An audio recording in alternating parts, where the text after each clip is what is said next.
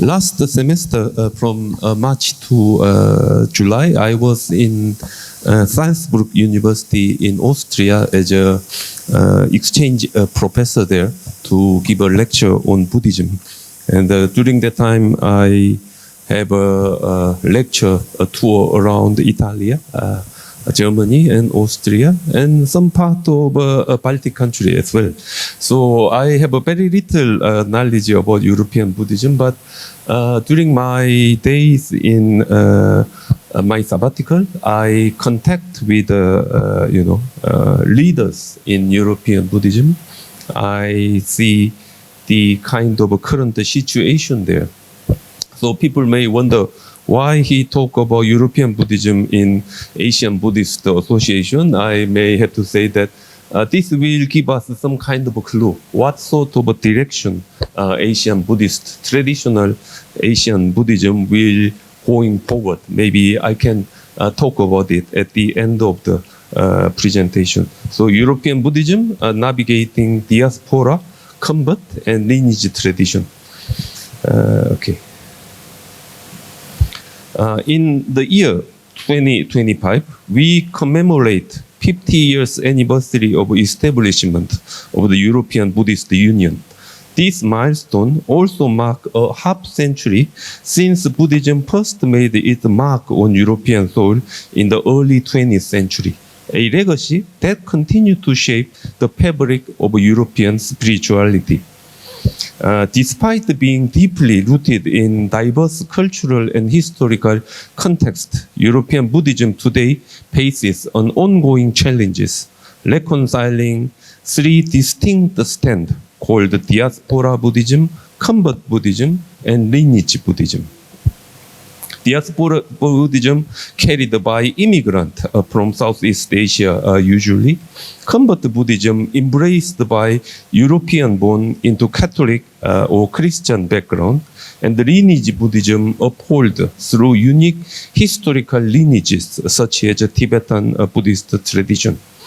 The conference, Buddhism for the year 2075, shaping the identity of European Buddhism, included discussions on whether a unified European Buddhist Sangha is possible, a question initially met with skepticism regarding its feasibility. So this is a poster of our European Buddhist Union conference in Vienna. And you can see all sorts of European Buddhists gathered together from each European Union countries. They discuss how we do something similar as European politicians eventually made European political landscape as integrate into the one. Whether we can do integrate European Buddhist Sangha into the one. We discussed it, but lots of skepticism. Everyone doubt about that. I met my old friend Martin Batchelor and Stephen Batchelor. We talk about the future of Buddhism, in which way Buddhism can go in Europe, in America, in Asia as well. We all worried about current situation. So three trend or tradition in Europe. The prospect of forming a unified body of European Buddhism akin to European Union raises intriguing questions about the integration across diverse traditions. Could Europe witness the emergence of a single European Buddhist sect? Historically, when Buddhism spread to new regions, such as China, Korea, Japan, or Southeast Asia, it adapted by incorporating local custom and belief, a process known as localization. This adaptability allowed Buddhism to thrive in various cultural contexts around Asia. Unified European Buddhist body might similarly need to blend the elements from different traditions while reflecting their unique identities. It has been not easy at all in Europe at the moment. The substantial formation of European Buddhism began in the late 1950s, reaching its peak from the 1970s onward, almost until around the year 2000, and then declining. When discussing European Buddhism, we generally refer to Diaspora, convert, and Lineage Buddhism. Convert Buddhism. Convert Buddhism refers to individuals born into Christian environment who later convert to Buddhism. These people were influenced by European intellectual curiosity about Buddhist teaching, so-called lecture Buddhism in post-1900, and formed the discussion group in urban area as a start. So Buddhism first, introduced to Europe, maybe starting with the Pali Text Society or early Buddhist society in London. This is not a kind of a religious practice group. It's a lecture society, Buddhist gathering based on lecture and intellectual discussion among them is the main thing. So most of the convert, while doing the discussion, checking the Buddhist idea doctrinally and philosophically, they change their direction. That was called convert Buddhism nowadays. Gradually, these gatherings evolved into regular meditation sessions alongside the discussions. To maintain their meeting space, participants contributed occasional donation and weekly subscription. This allowed them to practice their faith without significant conflict with their Christian background. So convert Buddhists usually have a keen eye on whether they make any problem with the prevalent Christian society. They try to be there, coexist with a Christian background without making any problem. In late 1950, European interest in Buddhism grew significantly, especially in the case of Austria, where Japanese Zen Buddhism was welcomed by locals. The first generation of Europeans adopted the Zen-style meditation and the Japanese-style chanting, especially in the case of Austria.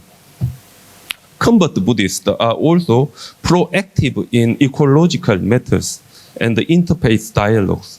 Effort to establish a self-sustaining meditation community on the outskirts of cities are active.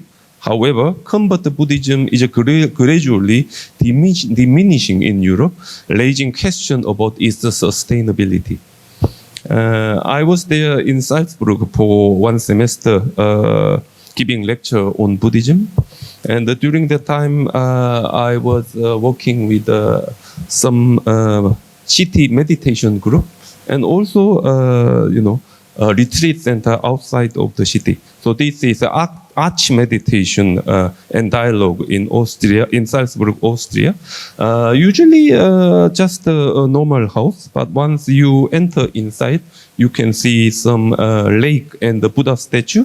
And we have a discussion room. And inside, we have a meditation room. So usually they do a regular meeting.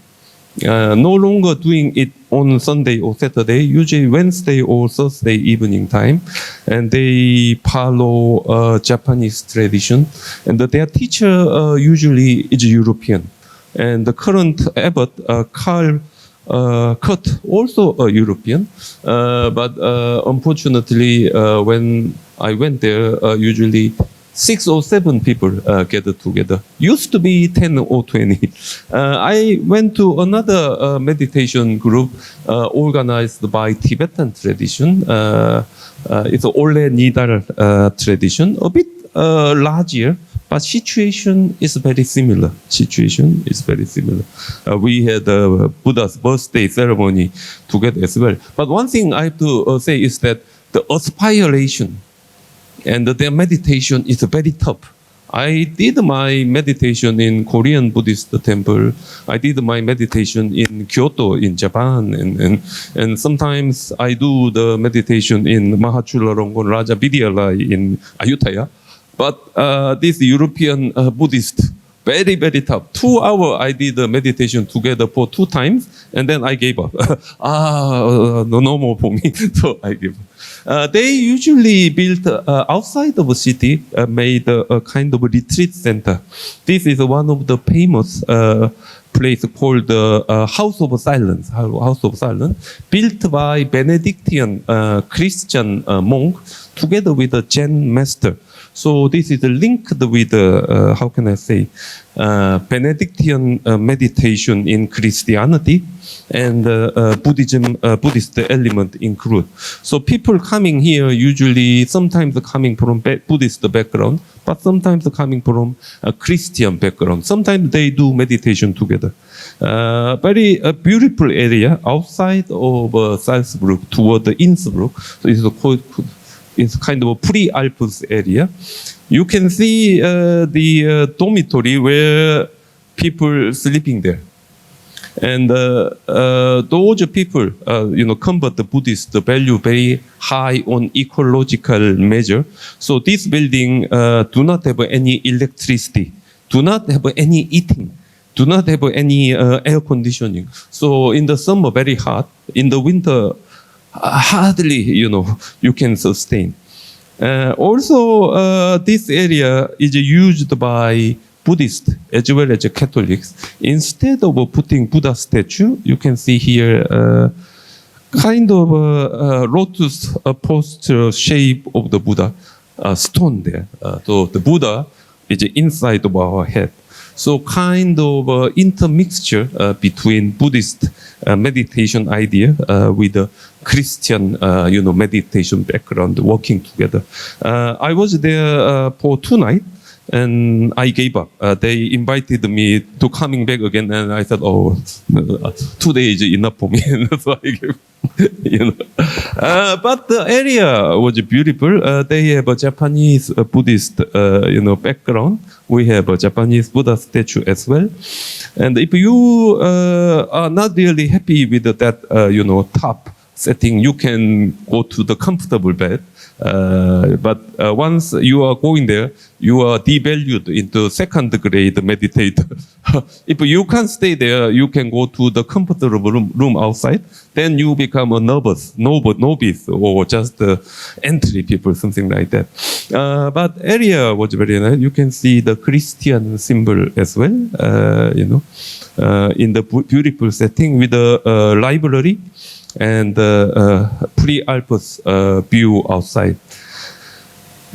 And all sort of things concentrated on self-sustaining. No need for electricity, no need for heating and everything. It's all self-sustaining. It's very important because Green Party and the left wing usually have a good image on Buddhism, while the right wing connected with the Christianity. So Germany, if you think about it, Christian Democrat is the right, and the left wing usually Green Party and liberal, Labor or Labor Party. They usually put more,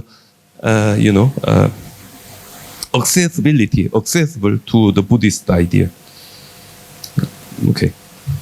Diaspora Buddhism. Diaspora Buddhism primarily centered around the immigrant who seek a away home experience in an unfamiliar environment. Unlike a traditional Christian weekly practice, these communities prefer merit-making activities over regular gathering to spread Buddhism, and mostly consist of immigrant participants. Dharma talk are conducted in their native languages, which actually block the Europeans to come because they can't understand anything is going on during the Dharma talk. With the activity centered around the immigrant community. Among the first generation of immigrants, Diaspora Buddhism hold a strong position without confronting with the convert Buddhism. They maintain a distinct domain like a parallels where each coexists independently without interruption. So when I actually see a Thai community and the Vietnamese Buddhist community, their relations with the Tibetan and convert European Buddhist community, they hardly meet each other. Hardly they concern each other. They do not worry about them because they have their own domain. Diaspora has got their own domain, and convert has got their own domain. Their meeting also different. Just like Thailand, diaspora prefer merit making. Whenever they need, they go to the temple. But convert Buddhist with their Christian background, they prefer regular gatherings. So they have in kind of a different world. Diaspora Buddhist are kind of a silent majority in each European countries, but their voice is very, very minute, very, very small. However, second and third generation of them, educated in Western style school in Europe, may question whether they can experience their parents' feeling at these temples and find the merit making appealing.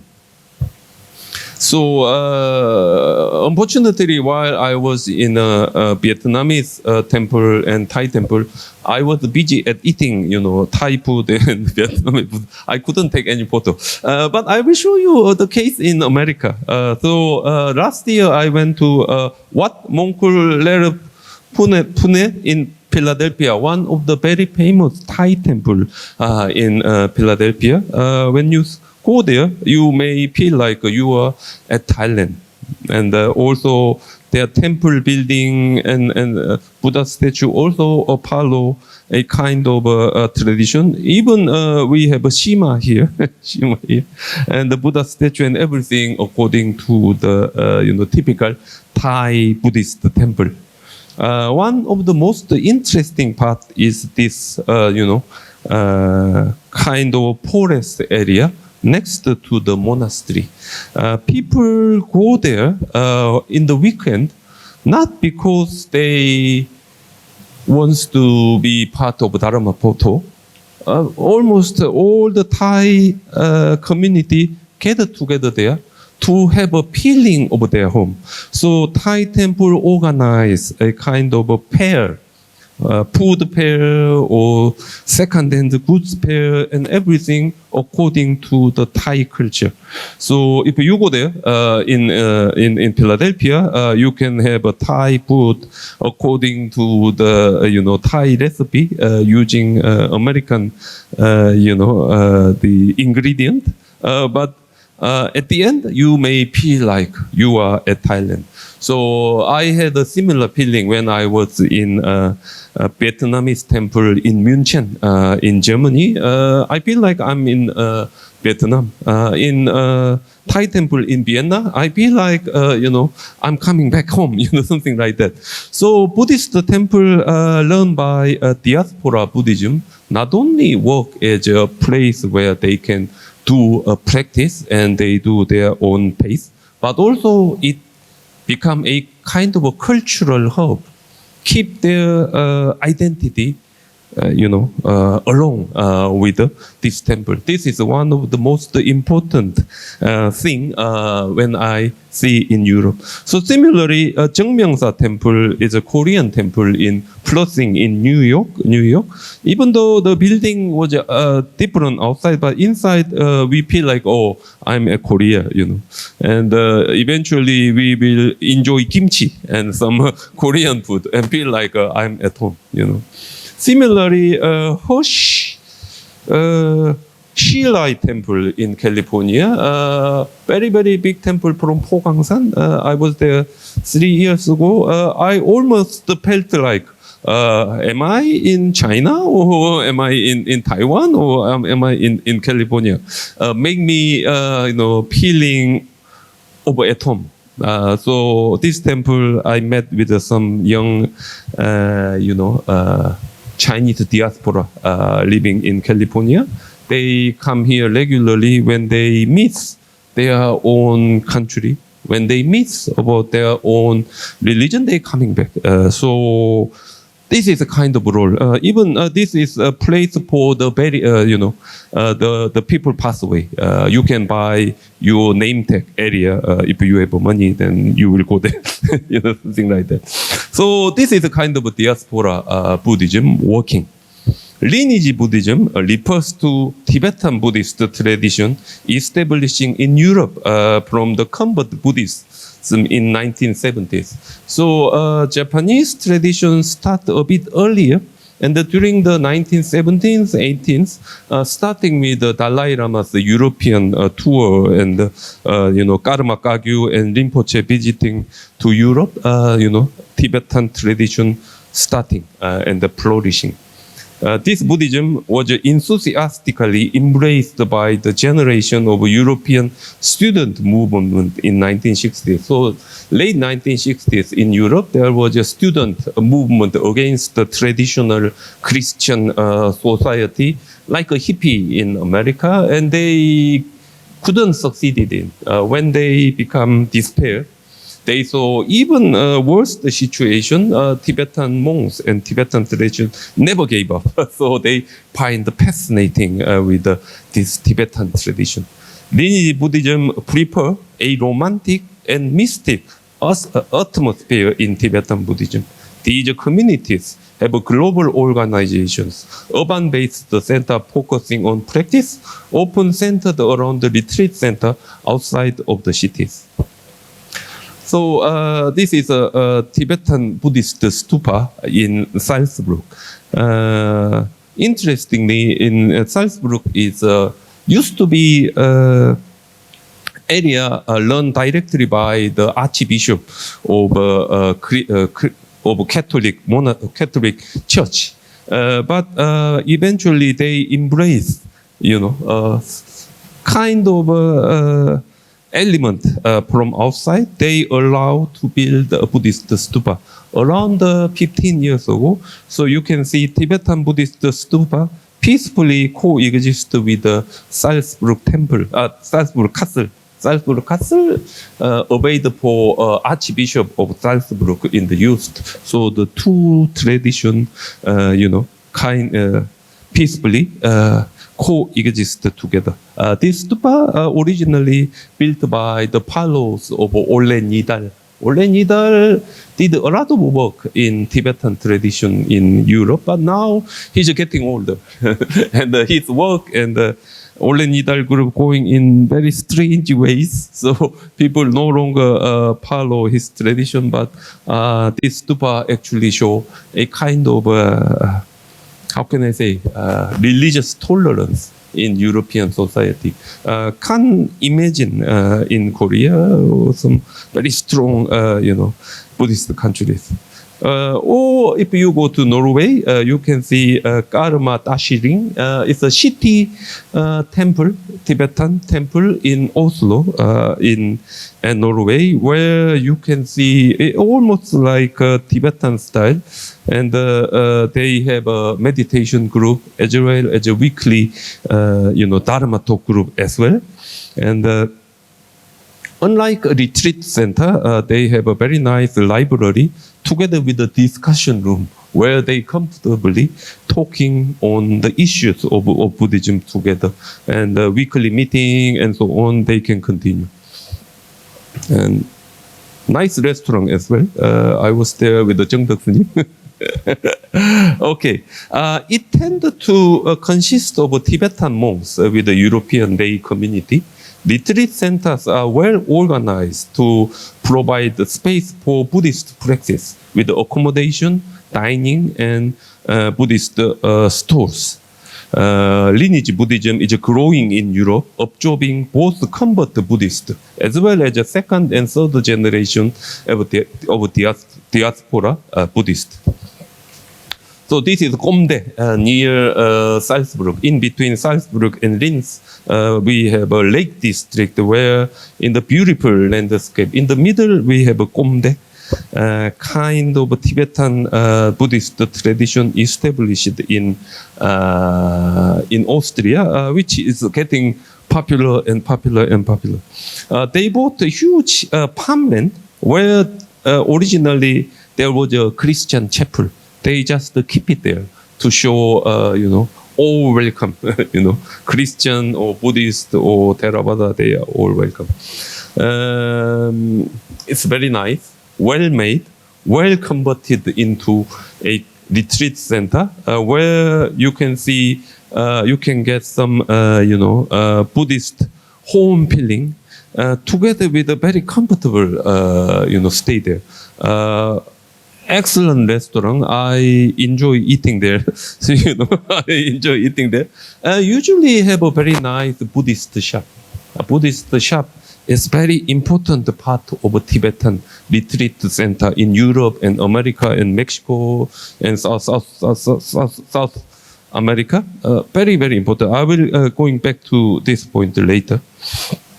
And also they have a main, practice area, but no regular Dharma talks. Only in the retreat period, a kind of intense period. Or the Rinpoche coming back, then they get together. No regular Dharma talk. So very, very empty for me. But what is good about the Tibetan retreat center is that they usually offer very, very comfortable room to stay. This is one of the room I like to stay there. I'm taking photo here. Very, very comfortable usually. So I stay there for 3 days, and I feel like I can continue with another 2 weeks, something like that. This is a kind of a typical Tibetan retreat center where you can have a conference as well in the area. And also, what do you think about this? This is a swimming pool you can enjoy, Buddhist retreat center where you can have enjoy swimming. It's not really common to Korean temple stay, program where they offer swimming pool. Not easy, but here everything possible. So current situation among the three traditions. Although convent Buddhism, which has become localized with the European culture, is gradually losing its foothold. Lineage Buddhism is increasingly assuming a central role alongside the mindful practice. It's a late 1990, already in Germany, a Tibetan tradition more than Mahayana and Theravada and so on. It's a growing kind of a trend. Many Buddhists from diaspora remain silent, while those who identify with the lineage Buddhism often center their practice around the Tibetan culture. As a result, in Europe, most of the prominent voices representing Buddhism tend to come from convert Buddhists. If you go to European Buddhist Union, most of them convert Buddhist. But when you think about the whole Buddhist population, about 2/3 of the population actually diaspora or immigrant. Just 1/3 is Europeans. Among the tiny minority of convert, they are the one who actually are the learning a kind of a coherent organization in Europe. Although they are few in number, these convert Buddhists often have a relatively strong influence because they belong to well-educated segment of middle class and the professionals working in universities, banking, and high-tech industry. They tend to enjoy stable living conditions so that they made their voice very strongly in the society. So, without knowing that, you may wonder, they are the majority of Buddhists in Europe, but actually they are very tiny minority. European Buddhism today is a dynamic and complex tradition influenced by modern cultural, economic, and intellectual current. This complexity can be seen in how it interacts with the aspects like individualism, secularization, and commodification. We may discuss these three characters of a modern society: individualism and secularism and commodification. Which one is more suitable? Which one is better adapted in this current. You can see the success and the value you can actually see there. Individualism in 1960s marked a significant period of value change characterized by increased personal freedom that sharply contrasted with the pre-war and the 1950s. During this era, individuals gained greater liberty to choose their professions, place of stay, religious preference, practice, and affiliation. In Western Europe, this cultural shift toward individualism was reflected in rapidly growing interest in alternative form of religion and the spiritual practice. Buddhism has resonated with the value like personal growth, mental health, mindfulness, and self-awareness. These elements, along well with the individualistic ideals focused on personal improvement and awakening. Meditation practice provide the tools for exploring inner lives, managing stress, and achieving clarity, making them appealing to those seeking self-improvement method. As a result, individualistic trend in Buddhism has emerged that centers on personal spiritual improvement rather than collective well-being of traditional Buddhist teaching and traditional Buddhist society. So this is one of the key factors for early success of European Buddhism settled down in the society in 1950 or 1960 and early 1970. But later the trend is changing. As you hear in the early morning presentation from Venerable Dongguk that Korean Buddhism almost died out. Secularization is one of the key things for the Buddhists to challenge. Secularization has been another key trend influencing contemporary Buddhism. This interaction between Buddhism and secularization is a fascinating process that mirrors a broader shift in how spirituality and religion are perceived, particularly in Western society.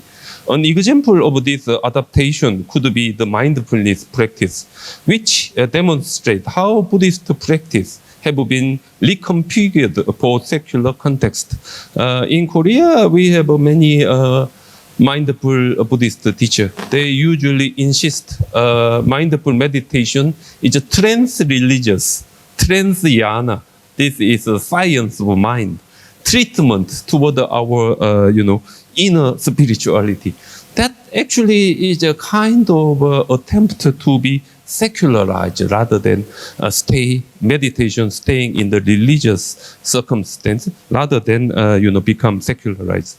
Often focusing on stress reduction and mental clarity, these practices avoid the traditional religious or spiritual element, making Buddhism more accessible for those who may be skeptical of organized religion but are interested in personal spiritual development.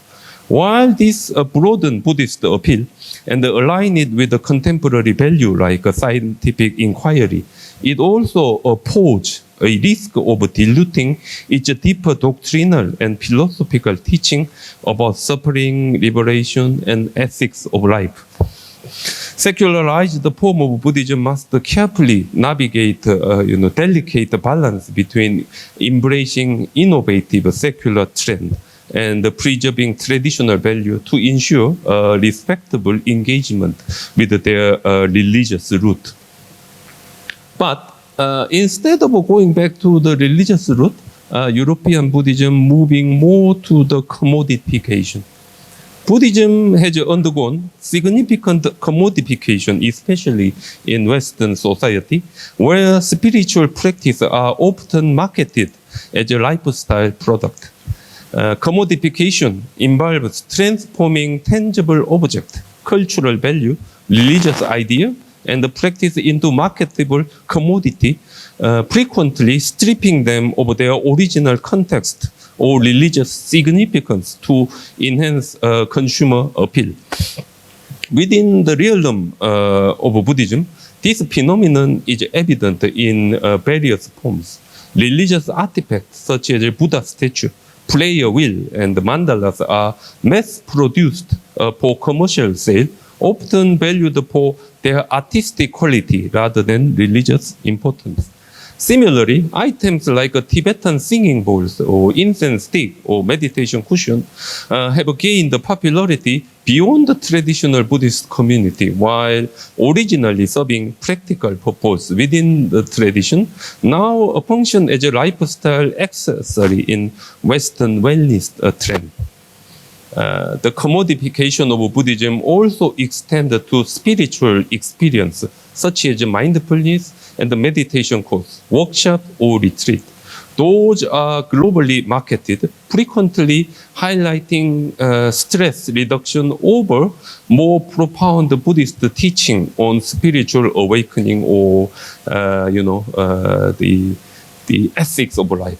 Moreover, passions and lifestyle elements incorporate the aspect of Buddhist culture into clothing lines, home decors, and branding strategy.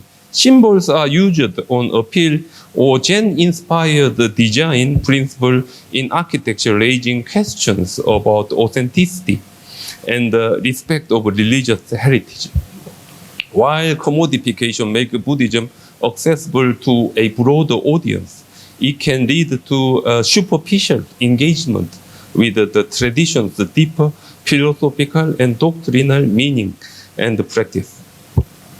The commodification of Buddhism mirrors a social shift where spirituality is packaged within consumer culture, potentially at the expense of its original religious significance. When I talk at this point with my colleagues in Austria and Germany and Italy as well, they tend to insist that religious aspiration or to become a Buddhist, to be a pious member of Buddhist society, cannot buy money, cannot buy personal economic ability.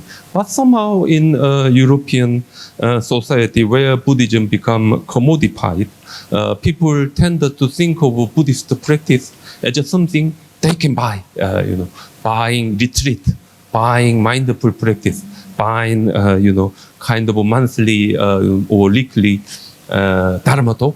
They become a kind of they can purchase spiritual progress. So this three trend, when we looking back to the three major European Buddhist community, convert Buddhist, Diaspora Buddhist, and Lineage Buddhist, which one do you think is the most suited for the future? I mean, the convert Buddhist, very, very strong in religious aspiration, very, very proud of their, how can I say, intellectual, philosophical, doctrinal heritage. They never, how can I say, negotiate with the easy packaging of their meditation, of their dharma talk with the money or something like that. It is not easy to be a part of economy in the city when we think about convert Buddhism. And when we think about Diaspora Buddhism, we value more on community level. We feel at home at the Buddhist gathering. They are majority, but do not make their voice. If they made their voice very, very strongly, it causes a kind of struggle within the society. The harmony or peaceful coexistence between community is in danger. So they are not really trying to do anything. But when we think about second and third generation of Diaspora Buddhism, a young generation no longer follow their footsteps of their parents. They no longer concentrate on the merit making. So when I talk with some of the second and third generation of Buddhists from Vietnamese and Thai, and they said, I like Buddhism, I like Buddhist philosophy, I like a Buddhist way of living, but I don't like to go to the temple like my parents, something like that. It's a kind of a secularization occur as well. Lineage Buddhism, they find their root in Tibetan tradition as a kind of romantic or mystic, focus on the tradition gathered together, European Buddhist. But as I show you before, if you go to the retreat center organized by convert Buddhist, you need how can I say, fighting spirit, you need to endure like asceticism you are going to do. But Tibetan Buddhist retreat center, very, very comfortable. I actually asked them, can I have a room for 1 month? So they also have a very nice, well prepared shops where you can buy Tibetan Buddhist Buddha statue or Padmasambhava statue and all sorts of ritual elements, which actually make them more comfortable, more accessible with Tibetan Buddhism, and they become more comfortable. So Tibetan Buddhism, lineage Buddhism, getting more people, because it's an easy access to a kind of things. And also Tibetan Buddhist meditation, when you use your imagination, it's a lot easier to follow. Japanese Zen, Korean Ghana meditation. It's a kind of torture, not easy. So when we look at the situation, which one is most suited for individualism, secularization, and commodification? I have to say it's a mindful Buddhist practice. Nowadays, it is a big trend in the whole Buddhist society around the world. But I personally didn't like it at all because, as I said before, become a Buddhist, become a kind of a pious Buddhist, to sacrifice my life for the propagation of Buddhism.